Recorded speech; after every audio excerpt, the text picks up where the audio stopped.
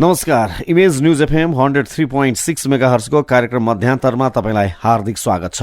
कार्यक्रम मध्यान्तरको साथमा उपस्थित छु म सञ्जीव र यति बेला प्राविधिक मित्र हुनुहुन्छ पुजलजी। कार्यक्रम मध्यान्तरमा हामीले समय सान्दर्भिक विषय प्रसङ्गमा रहेर कुराकानी, चर्चा, छलफल र बहस गर्ने गरेका छौँ।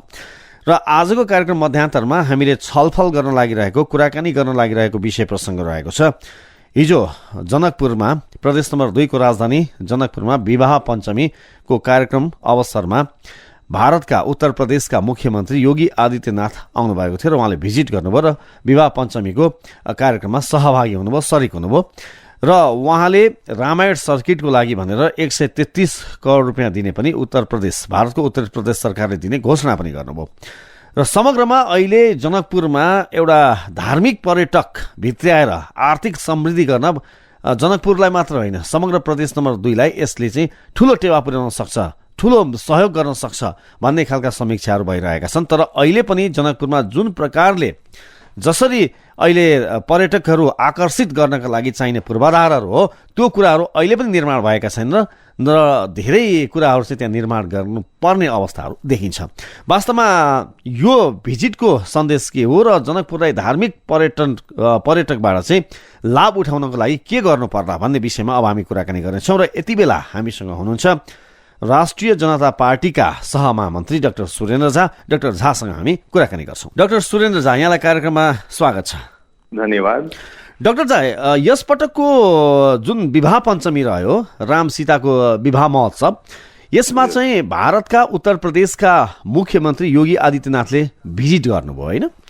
त्यहाँनिर स्वागत गर्न तपाईँहरू समय पुग्नु भएको थियो, मन्त्र ठाकुरज्यूदेखि लिएर सबै पुग्नु भएको थियो होइन? समग्रमा यो भिजिटमा उहाँले के भन्नुभएको छ भने यो मेरो राजनीतिक भिजिट हुँदै होइन, यो मेरो विशुद्ध धार्मिक भिजिट हो भनेर योगी आदित्यनाथले पनि आफै भन्नुभयो। तपाईँले यो भिजिटलाई कसरी हेर्नु भएको छ? यो त खास गरिकन भन्नुहुन्छ भने हामी नेपाली, मिथिलावासी, मधेसवासी सबैको लागि गौरवपूर्ण चाहिँ इतिहासको चाहिँ रचना हुँदैछ। अर्थात् मैले भन्नुपर्दाखेरि त्रेता युगदेखि को चाहिँ नेपाल र भारतको जुन सम्बन्ध थियो, त्यो वैवाहिक सम्बन्धको आधारमा चाहिँ यो सम्बन्धको सुरुवात भएको थियो। मिथिलाका राजा जनकका छोरी सीतासँग चाहिँ अयोध्याका महाराज दशरथका छोरा श्री रामचन्द्रजीको विवाह चाहिँ सम्पन्न भएको थियो। र यो हजारौं वर्षदेखिको इतिहासको अहिले निरन्तरताको रूपमा चाहिँ हिजो पनि हामीले विवाह पञ्चमी मनाउने, महामहोत्सव मनाउने हामीले अवसर प्राप्त गर्यौं। र यो हाम्रो देशको चाहिँ मिथिलाको चाहिँ गाथा र यसको संस्कृति र यसको चाहिँ ऐतिहासिक स्वर्णिम इतिहास जुन छ, त्यो अन्तर्राष्ट्रियकरण भएको पनि 5000 वर्षभन्दा पनि बढी भइसकेको छ। र यो पुरानो जुन हाम्रो अलौकिक इतिहास छ, स्वर्णिम इतिहास छ, त्यो इतिहासको चाहिँ पुनरावृत्ति र पुनरुत्थानतर्फ चाहिँ आज मधेस मिथिला अगाडि बढेको छ। त्यसैले यो एकदमै गौरवपूर्ण, एकदमै उत्साहपूर्ण, हर्षोल्लासपूर्ण वातावरणमा नेपाल र नेपाली जनताको सम्बन्ध, भारत र भारतको जनताको सम्बन्ध को बीचको सुमधुर एउटा चाहिँ करीको रूपमा चाहिँ यो विवाह पञ्चमी महामहोत्सवलाई हामीले लिनुपर्छ। र बदलिदो परिवेशमा हाम्रो देश संघीय लोकतान्त्रिक गणतन्त्रमा रूपान्तरण भएको छ।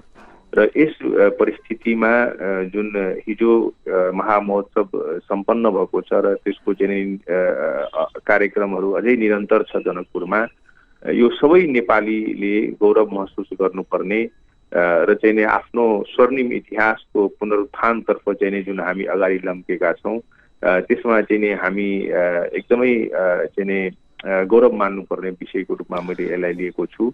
र जहाँसम्म यहाँले आदित्यनाथ योगीजीको कुरा गर्नुभयो, मैले यसलाई एकदमै कस्तो ढङ्गले लिएको छु भने भारत चाहिँ नेपालको सम्बन्धमा मधेस जहिले पनि एउटा सेतुको भूमिका निर्वाह गर्दै आएको छ। र यो सम्बन्धको चाहिँ वार्मनेस, ताजगीपन र तपाईँको यसको महत्त्वलाई चाहिँ दर्शाउनलाई हाम्रो चाहिँ उत्तर प्रदेशको मुख्यमन्त्री श्री आदित्यनाथ योगीजीको चाहिँ आगमन आफैमा एउटा ऐतिहासिक क्षण हो। र चाहिँ नि उहाँले यति विशेष महत्त्व दिएर चाहिँ नि हाम्रो देशमा चाहिँ नि पाइला टेक्नुभयो। मिथिलाको राजधानी मधेसको चाहिँ नि केन्द्रबिन्दु जनकपुरमा उहाँ आउनुभयो। त्यसको लागि हामी सम्पूर्ण मधेसी जनता, नेपाली जनता हृदयदेखि उहाँले आभार व्यक्त गर्न चाहन्छौँ। र यो एकदमै हाम्रो परम्परागत सनातनको चाहिँ जुन सम्बन्ध छ त्यो सम्बन्धको चाहिँ नि करीलाई मजबुती दिलाउनलाई चाहिँ नि उहाँ आउनुभएको हो। त्यसैले हामी एकदमै हर्षित छौँ, एकदमै प्रफुल्लित छौँ र यो एउटा चाहिँ नि ऐतिहासिक क्षण चाहिँ नि हामी नेपाली जनताको अगाडि आएको हो। डाक्टर झा, अब यहाँले यति भन्दै गर्दाखेरि अब उहाँले अर्को कुरा के भन्नुभएको थियो भने हिजोको कार्यक्रममा कि यो जनकपुर भनेको एउटा ज्ञानको भूमि हो, होइन? पहिलाको हामीले धार्मिक इतिहास हेर्ने हो भने जनकपुरलाई चाहिँ एउटा ज्ञानको भूमिका रूपमा चाहिँ लिने गरिन्थ्यो। यो तपोभूमि पनि हो, ऋषिहरूको भूमि पनि हो। राम के भन्छ जनक जस्ता राजा चाहिँ यस बेला शासन गरेको यो ठाउँ पनि हो। उहाँले धेरै कुराहरू प्रसङ्ग जोड्नुभयो नि, र सँगसँगै उहाँले रामायण सर्किटको लागि 133 करोडको चाहिँ दिने वचन पनि दिनुभयो उहाँले उत्तर प्रदेश सरकारको तर्फबाट, होइन?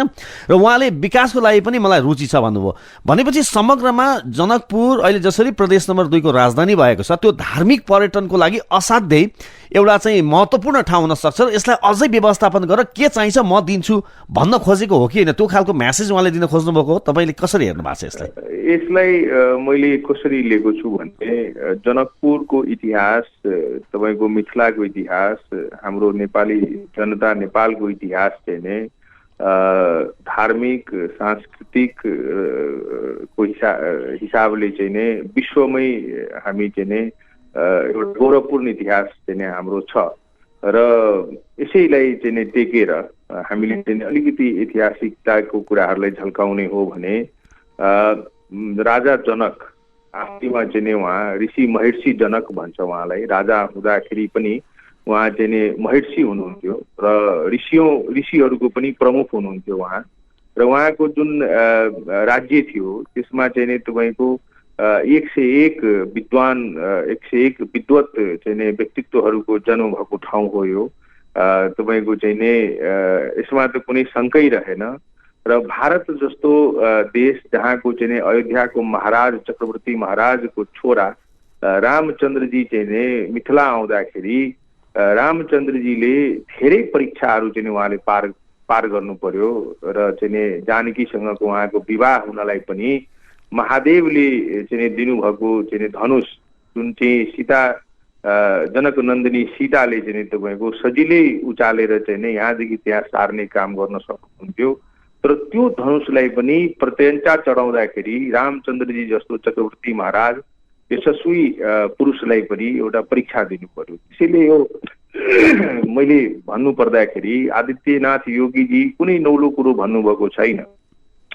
तपाईँको चाहिँ नि अष्टावक्र गीता सुन्नुभएको होला। अष्टावक्र जस्तो विद्वानको चाहिँ नि भूमि हो मिथिला। राजा जनक जस्तो चाहिँ नि विद्वानको भूमि हो मिथिला। गार्गी जस्तो चाहिँ नि विद्वानको भूमि हो मिथिला। त्यसैले यसमा त कुनै शङ्कै छैन। तपोभूमि पनि हो मिथिला र चाहिँ नि तपाईँको मधेस र चाहिँ नि नेपाल। त्यसैले चाहिँ नि हामी यो जुन उहाँले भन्नुभएको छ त्यो हाम्रो जुन गाथा छ, स्वर्णिम इतिहास छ, त्यो इतिहासलाई मात्रै उहाँले दोहोऱ्याउनु भएको हो। त्यसैले यसमा त कुनै शङ्कै रहेन। तर कुरा के छ भने अब यो जनकपुरको विकासको लागि, मिथिलाको विकासको लागि, मधेसको विकासको लागि, नेपालको विकासको लागि जुन प्रकारको एउटा सकारात्मक सन्देश चाहिँ आदित्य जोगीनाथजीले दिनुभएको छ यसलाई चाहिँ हामीले सकारात्मक उसमा चाहिँ हामीले लिनुपर्छ। अर्को कुरा तपाईँको भारत र नेपालको सम्बन्धको कुरा गर्दै गर्दाखेरि यसको आफ्नै प्रकारको एउटा चाहिँ सम्बन्ध छ। यो पृथक सम्बन्ध हो र जुन सम्बन्ध विश्वको थुप्रै राष्ट्रहरू छ तर त्यसको छिमेकसँगको सम्बन्धलाई चाहिँ परिभाषित गर्दाखेरि नेपाल र भारतको सम्बन्धसँग चाहिँ दाँजन मिल्दैन। त्यसैले नेपालको समग्र विकासमा पनि भारतको चाहिँ भूमिका सदैव चाहिँ सकारात्मक रहेकै छ। र अर्कोतिर हाम्रो देशको चाहिँ तीनतिरका सिमानाहरू चाहिँ भारतका चाहिँ राज्यहरूसँग जोडिएको छ। 4वटा राज्य चाहिँ हाम्रो सिमानाहरूसँग जोडिएको छ। त्यसैले पनि नेपालको समृद्धिको लागि, नेपालको चाहिँ आफ्नो जुन राष्ट्रियता छ, धार्मिक सांस्कृतिक जुन इतिहास छ त्यसलाई अक्षुण्ण राख्नको लागि पनि भारतले सदैव चाहिँ नि एउटा सकारात्मक सन्देश र सकारात्मक सहयोग र सहकार्य गर्दै आएको छ। त्यसैको पछिल्लो कडी चाहिँ नि आदित्य योगीनाथजीले भन्नुभएको कुरालाई मैले लिएको छु। अर्कोतिर सम्झिनुपर्ने विषय के छ भने इतिहासलाई नै हामीले हेर्ने हो भने श्री रामचन्द्रजीको गाथा, श्री रामचन्द्रजीको इतिहास सीता बिना चाहिँ अधुरा रहन्छ। त्यसैले अयोध्याको विकास भन्नुहोस् अथवा चाहिँ भारतको सनातनी धर्मको चाहिँ धरोहरहरूको विकास भन्नुहोस्, त्यो चाहिँ मिथिलाको विकास जनकको चाहिँ इतिहास, जानकीजीको इतिहाससँग जोडिएको छ। त्यसैले यो धार्मिक रूपमा धार्मिक पर्यटन चाहिँ सर्किट एउटा निर्माण गर्ने जुन कुरा छ त्यो चाहिँ जनकपुरदेखि लिएर अयोध्या, पुरी हुँदै रामेश्वरमसम्म चाहिँ यसलाई जोड्ने जुन एउटा परिकल्पना भारत सरकारले गरेको छ, जसमा चाहिँ धेरै काम पनि अगाडि बढेको छ र यो सर्किटमा जनकपुर चाहिँ राख्नै पर्ने, जनकको चाहिँ राज्य यसमा जोडिनै पर्ने एउटा चाहिँ परिस्थिति छ। त्यसले ऐतिहासिकताको चाहिँ महत्त्वलाई दर्शाएको छ भने अर्कोतिर आधुनिक नेपालमा मधेस र चाहिँ तपाईँको मिथिला को चाहिँ तपाईँको विकासको कडी चाहिँ भारतको यत्रो ठुलो चाहिँ सांस्कृतिक सभ्यताहरूसँग जोडिनु आफैमा पनि एउटा यो मलाई के लाग्छ भने धेरै सकारात्मक र अति आवश्यक चाहिँ एउटा कदम हो। त्यसैले नेपाल सरकार पनि यसमा एकदमै सकारात्मक छ। प्रदेश नम्बर 2 को सरकार पनि एकदमै सकारात्मक छ। भारतको चाहिँ तपाईँको चाहिँ छिमेकी राज्यहरूको सरकार, चाहे त्यो बिहारको होस् चाहे उत्तर प्रदेशको होस् र केन्द्रीय सरकार पनि यसमा धेरै सकारात्मक भएको हुनाले यो चाहिँ नि हाम्रो लागि एउटा अवसर पनि हो र नेपालको चाहिँ धार्मिक पर्यटन स्थलहरूलाई अन्तर्राष्ट्रियकरण गर्नमा पनि यस्तो प्रकारको कार्यक्रमहरूले चाहिँ धेरै नै टेवा पुर्याएको छ। अब मोदीजीको चाहिँ भ्रमण नेपालमा 3 पटक भयो। अहिले तपाईँको आदित्य श्री योगीनाथजी आउनुभएको छ र त्यसले गर्दाखेरि नेपालको चर्चा विश्व मानचित्रमा चाहिँ भइराखेको छ।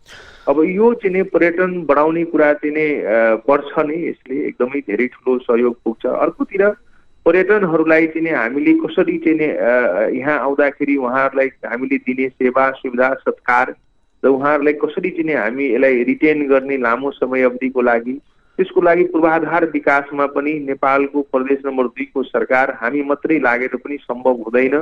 केन्द्रीय पर्यटन मन्त्री पनि हिजो आउनुभएको थियो हाम्रो नेपाल सरकारको, रविन्द्र अधिकारीजी, उहाँ पनि सबै कुरो अवलोकन गरेर जानुभएको छ।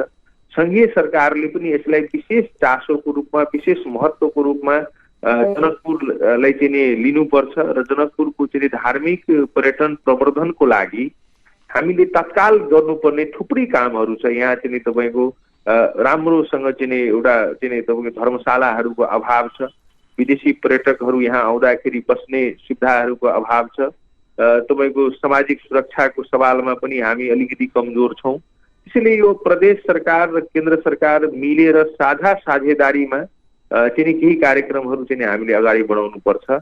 त्यसैले आदित्य तपाईँको चाहिँ योगीजीले भन्नुभएको कुरा चाहिँ एकदम राम्रो छ। तर के छ भने छिमेकी मुलुकले सहयोगको हात मात्रै बढाउन सक्छ, तर त्यो सहयोग लिने क्षमता हामीले देखाउनुपर्छ, नेपाल सरकारले देखाउनुपर्छ, प्रदेश नम्बर 2 को सरकारले देखाउनुपर्छ। त्यसमा चाहिँ हामी धेरै पछाडि छौँ, धेरै ठाउँमा हामी चुप छौँ। हामी कहाँ कार्यक्रम हुन्छ, कुरा हुन्छ, हामी फेरि बिर्सिहाल्छौँ। त्यसरी हामी जानु भएन। यो सुविधाहरूलाई चाहिँ हामीले संस्थागत गर्नुपर्छ, यो सहयोगहरूलाई चाहिँ संस्थागत गर्नुपर्छ र यसरी चाहिँ हामी अगाडि बढ्छौँ जस्तो मलाई लाग्छ र यसले चाहिँ पूर्वाधार विकासमा पनि डेफिनेटली निश्चित रूपले यसले चाहिँ टेवा पुर्याउँछ। डाक्टर झा, अब यहाँले भने जस्तै अब छिमेकी मुलुकले त एउटा उहाँहरूले यसरी सहयोग गर्छु भनेर भन्नुभयो, तर त्यसलाई कार्यान्वयन गर्ने भनेको त हामीले नै हो। र जनकपुरको सवालमा कुरा गर्दा जसरी अहिले हामीले धार्मिक पर्यटकको विषयमा कुरा गर्दैछौँ, अहिले पनि यहाँले पनि अलिकता प्रसङ्ग जोड्नुहुने भयो। एउटा अलिकता सेवा सुविधा भएका धर्मशाला अझै पनि त्यहाँ बन्न सकेका छैनन्। त्यहाँको विशेषता भनेको जनकपुरको पोखरी पोखरीहरू पनि हो। ती पोखरीहरू पनि विभिन्न सागर, विभिन्न नाम पनि दिएको छ, धार्मिक नामहरू छन्, आफ्नै महत्त्वहरू छन्। त्यस्ता पोखरीहरू पनि अहिले हामीले राम्रोसँग सरसफाइ गरेर राम्रोसँगले हामीले संरक्षण गर्न सकिरहेका छैनौँ। सामाजिक सुरक्षाका कुराहरू यहाँले गर्नुभयो। अब अरू अन्य भौतिक पूर्वाधारका कुराहरू पनि रहलान्। सडक बाटोघाटोहरू अहिले पनि निर्माणाधीन अवस्थामा छन्, ती कहिले चाहिँ पूर्ण हुन्छन् भन्ने कुरा पनि आफैमा चुनौतीपूर्ण रहेको छ। अब यो सबै कुराको लागि अब यहाँले भने जस्तै प्रदेश नम्बर 2 को सरकारको त एउटा दायित्व हुने नै भयो, केन्द्र सरकारको पनि त्यहाँनिर भूमिका रहने हो। भनेपछि यो प्रदेश सरकार र केन्द्रीय सरकार बीचको समन्वय गरेर यी सबै कुराहरूलाई तत्कालै व्यवस्थापनमा लाग्नुपर्ने अवस्था चाहिँ कतिको महसुस गर्नु भएको छ यहाँले? होइन, यो काममा चाहिँ हामीले, मलाई के लाग्छ भने हामी 1-2 पाइला अगाडि बढिसकेका छौँ जस्तो मलाई लाग्छ। तपाईँको अहिले जनकपुरको आन्तरिक सहरको चाहिँ सौन्दर्यकरणमा एडिबीको ठुलो प्रोजेक्टले चाहिँ काम गरेको छ। त्यसले बाटोघाटो निर्माण गरिदिने, फोहोर चाहिँ व्यवस्थापन गर्ने कार्यक्रम पनि त्यसमा छ।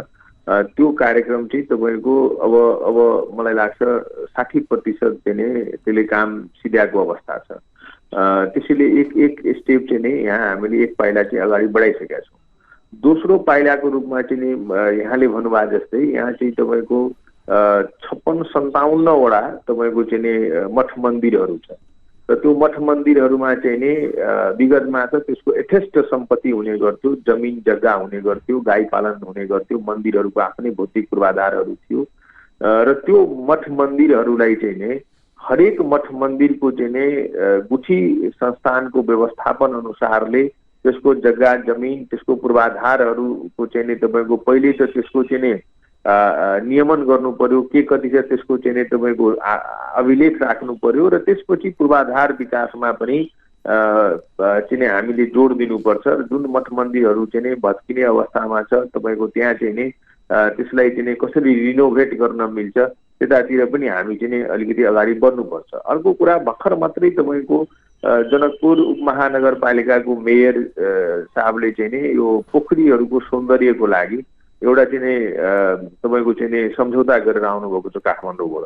त्यसैले यहाँ चाहिँ तपाईँको लगभग जनकपुर र सिटीभित्र र तपाईँको वरिपरि गरेर 83-84 वटा पोखरीहरू छ, त्यसलाई कुण्ड भन्छ, त्यो पोखरीहरू छ र यो पोखरीहरूको चाहिँ महत्त्व आफैमा छ। त्यसैले हामीले 4-5 वटा पोखरीको चाहिँ सुरुवात पनि गरिसकेका छौँ त्यसको सौन्दर्यकरणको लागि, त्यसको पानी सरसफाइको लागि। गङ्गा आरती भने पनि सुरुवात भएको आज चाहिँ तपाईँको 6-7 वर्षै भइसक्यो। त्यसैले यो जुन सम्झौता भएको छ त्यसले पोखरीको सौन्दर्यकरण र त्यो जलको चाहिँ व्यवस्थापन, त्यो जलको चाहिँ तपाईँको निर्मलीकरण र त्यो जल परिवर्तन, कहिलेकाहीँ त्यसलाई चाहिँ परिवर्तनको लागि पनि हामीले चाहिँ ध्यान दिनुपर्छ र त्यो पोखरीको सौन्दर्यकरण गर्ने बित्तिकै तपाईँको के हुन्छ भने त्यसले फोहोर व्यवस्थापनमा पनि धेरै ठुलो योगदान पुर्याउँछ। त्यसैले यो दोस्रो स्टेप पनि हो, दोस्रो कदम चाहिँ हामीले यसमा सुरुवात गरिसकेका छौँ।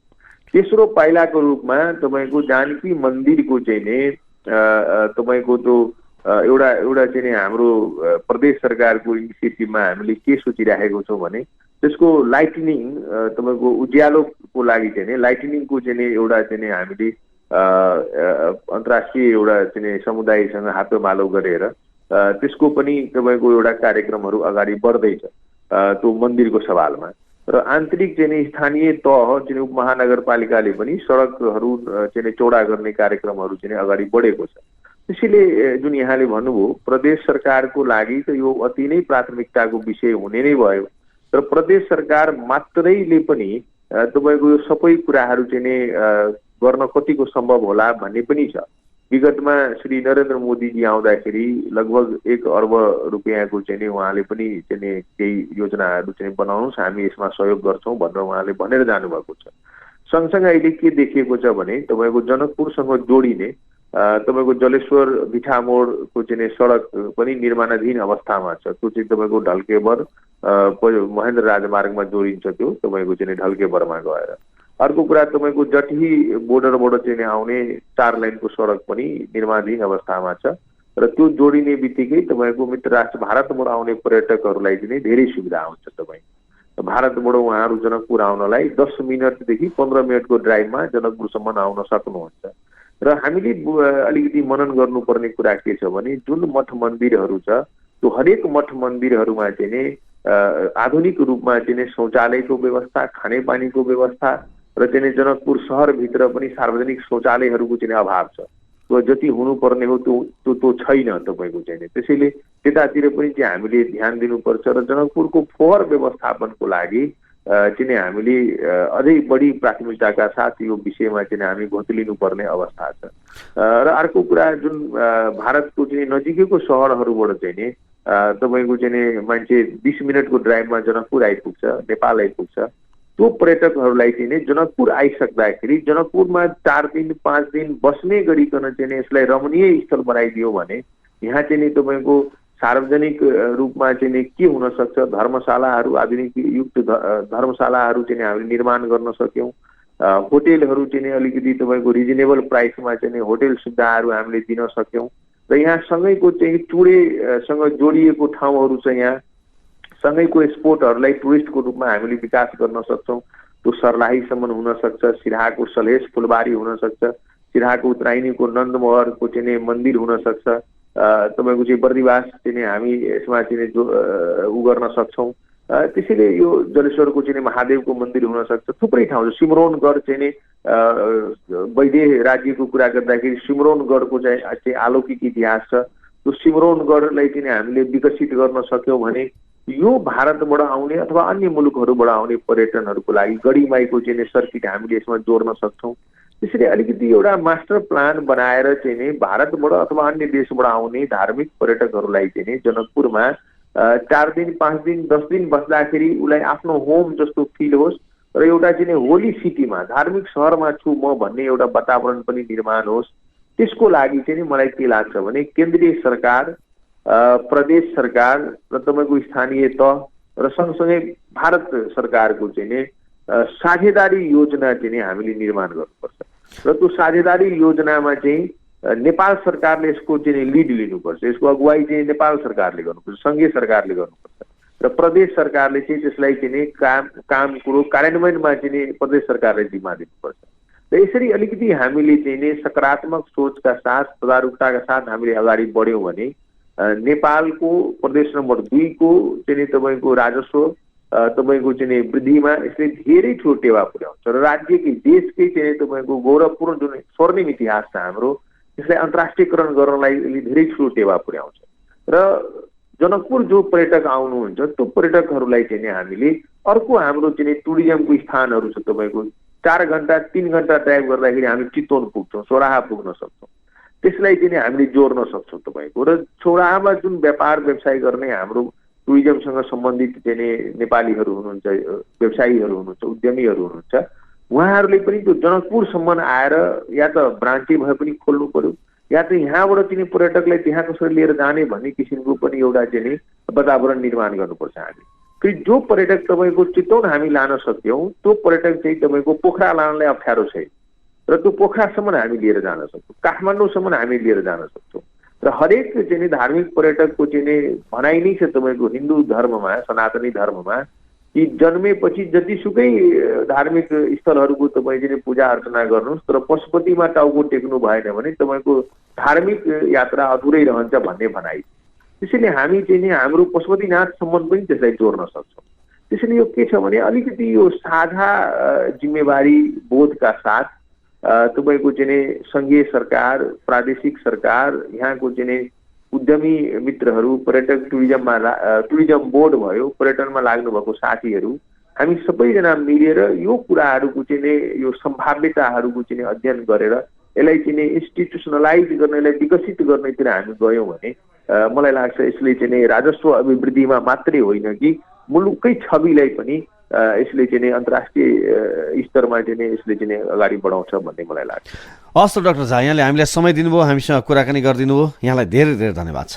विचार राख्ने मौका दिनुभयो, हार्दिक धन्यवाद। अहिले भर्खरै कार्यक्रम मध्यान्तरमा हामीले कुराकानी गर्यौं राष्ट्रिय जनता पार्टी नेपालका सहमहामन्त्री डाक्टर सुरेन्द्र झासँग। हस्त कार्यक्रम मध्यान्तर आजलाई यति नै। प्राविधिक मित्र पुजललाई धन्यवाद भन्दै कार्यक्रम मध्यान्तरबाट म सञ्जीव पनि बिदा हुन्छु। इमेज न्यूज FM 103.6 मेगाहर्ज सुन्दै रहनुहोला। नमस्कार।